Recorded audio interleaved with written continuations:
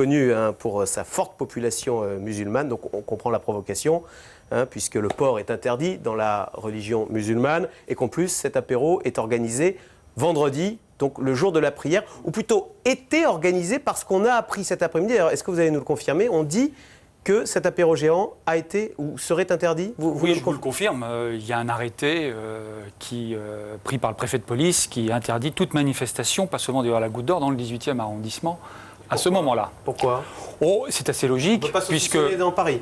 On a le droit de saucissonner dans Paris, bien évidemment, mais on analyse aussi les intentions et les personnes qui organisent ce genre de manifestation. Alors les intentions, elles étaient clairement, effectivement, provocatrices, vous l'avez dit vous-même.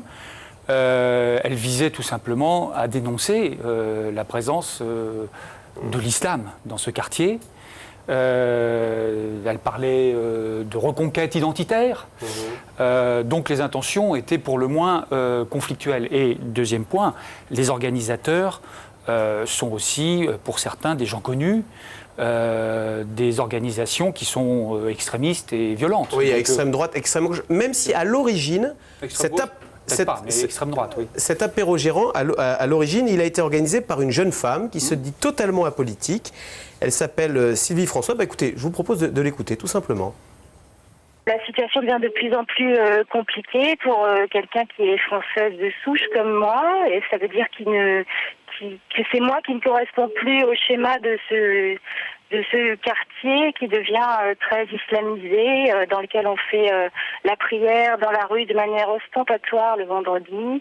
Voilà, donc c'est une jeune femme qui habite votre arrondissement, qui a peut-être voté pour vous, et qui dit, moi, écoutez, dans la rue, il y a des gens qui font la prière, ça me gêne, ça m'importune. Qu'est-ce que vous lui répondez? Déménager, aller ailleurs? Non, je lui réponds deux choses. D'abord, la présence de l'islam n'est pas nouvelle dans cet arrondissement. Le quartier de la Goutte d'Or est un quartier d'immigration ancien.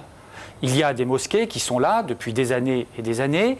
C'est vrai que la pratique de la prière sur la voie publique n'est pas satisfaisante, mais aujourd'hui, à l'heure où je vous parle, nous n'avons pas d'autre solution. Donc effectivement, il y a une tolérance qui est faite pour cette pratique, sachant que la mairie... Il faut quand même être très tolérant, parce que ce quartier, on ne peut plus parler de mixité, c'est une omniprésence de l'islam. Non, enfin, pas quand on voit des images du quartier... Ce n'est pas vrai, ce n'est pas une omniprésence. Il y a d'ailleurs toutes les confessions. Il y a par exemple une synagogue, rue d'Oudoville, juste à côté des mosquées. Donc il y a un véritable pluralisme confessionnel, etc. On voit mais c'est à l'antenne les prières du vendredi. Ça, c'est quand même pas banal. Alors, vous habitez, vous, ce quartier? Non, mais c'est vrai, une question toute simple. J'habite juste à côté. Voilà. Donc, et ça vous gêne je connais pas, bien, par ailleurs. Bien sûr. Et d'ailleurs, c'est pour cela qu'avec le maire de Paris, on a décidé de favoriser la construction d'une nouvelle mosquée, de façon à ce que ces fidèles puissent trouver un lieu digne et qui permette effectivement de ne plus avoir affaire à ce phénomène. Mais il n'y a pas d'autre solution que d'essayer précisément de construire cette mosquée, cette nouvelle mosquée. Ce projet existe, il est rue Stephenson. Le maire de Paris, d'ailleurs, dès 2001, j'étais avec lui, s'est préoccupé de cette question et nous avons essayé d'apporter cette réponse. Maintenant, ce qui est vrai, c'est qu'il y a un problème à Paris, et même en France, de mosquées, tout simplement parce qu'il n'y en a pas assez. Il faut revenir sur la loi de 1905, donc, pour que l'argent public... Non, parce qu'on arrive, même si la loi de 1905 est assez contraignante, et là on est arrivé à trouver une solution juridique qui permette effectivement de favoriser la construction de cette mosquée. Mais c'est parce qu'on a justement une pénurie de lieux de culte qu'on se retrouve dans cette situation que je suis le premier à regretter. Christophe Caresche, quand même, le modèle républicain, c'est la mixité. Il n'y a pas de mixité dans Paris, il y a des fortes concentrations. Le modèle républicain, il y a... Est-ce que ce n'est pas le modèle anglo-saxon, là, le modèle des communautés par arrondissement? Absolument pas. Dans le quartier de la Goutte d'Or, quand même, il n'y a pas de mixité. L'islam de France, les musulmans de France sont des gens comme vous et moi qui veulent pratiquer leur culte de manière tout à fait respectueuse, et je connais les responsables de ces deux mosquées, et je sais que les mosquées qui existent actuellement, je sais qu'ils sont parfaitement dans la République, Et ce que je note surtout, c'est qu'à travers cet appel, il y a des gens qui utilisent précisément les principes républicains et les principes laïques, non pas pour les mettre en œuvre, mais pour dénoncer l'islam. Il y a une forme d'islamophobie derrière cette manifestation qui est manifeste et qui, moi, me dérange beaucoup. Je suis républicain, je suis laïque, mais je n'accepte pas qu'on mette en cause l'islam, la religion, la communauté, à travers une fausse interprétation de ces principes. Parce que la laïcité, c'est la tolérance, ce n'est pas l'exclusion de l'autre. Et c'est ça qui ne me convient pas dans cette opération. Dans cet apéro géant. Alors, sur votre blog, vous avez écrit un papier alors vous dénoncez cette opération en disant, évidemment, il y a l'extrême droite, mais il y a également, je vous cite, les tenants d'une laïcité intransigeante ou du féminisme venant de la gauche. Est-ce que vous, en tant qu'homme de gauche, quand même, ce sont des notions importantes, la laïcité, le féminisme. Et est-ce que quand même, ce qu'on voit, ça ne vous met pas dans l'embarras? C'est évidemment des notions auxquelles je suis extrêmement attaché. Mais il y a aujourd'hui un dévoiement à la fois de la laïcité et du féminisme qui vise à mettre en cause l'islam. En réduisant l'islam à sa conception intégriste, qui existe certes, mais qui est très minoritaire. On le voit sur la burqa. Je suis député, j'ai vu dans la commission d'enquête. Il faut interdire la burqa? Non, mais est-ce qu'il y a une limite? Il faut évidemment interdire la burqa, mais la manière dont cela est fait aujourd'hui me pose problème.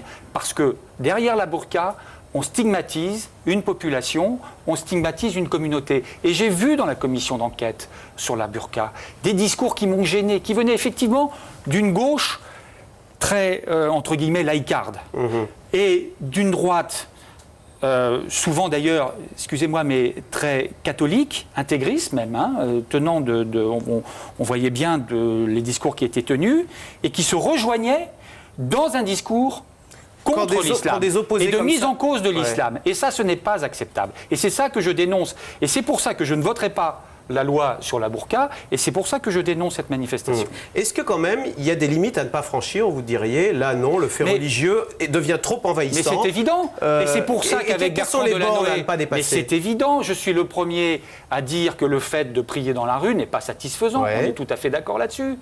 Et c'est pourquoi d'ailleurs, encore une fois, avec Bertrand Delanoë, on essaye de créer une nouvelle mosquée, rue Stephenson, qui devrait être ouverte en 2012. Il est clair qu'une fois que cette nouvelle mosquée sera ouverte, que les espaces seront suffisants pour accueillir les fidèles, il n'y aura plus aucune raison qu'ils prient dans la rue. Et à ce moment-là, il y aura un arrêté du préfet de police qui interdira les fidèles de prier dans la rue. Mais aujourd'hui, nous n'avons pas encore cette solution. J'espère que nous allons la trouver. Enfin, j'espère que, effectivement, d'ici 2012, elle sera trouvée.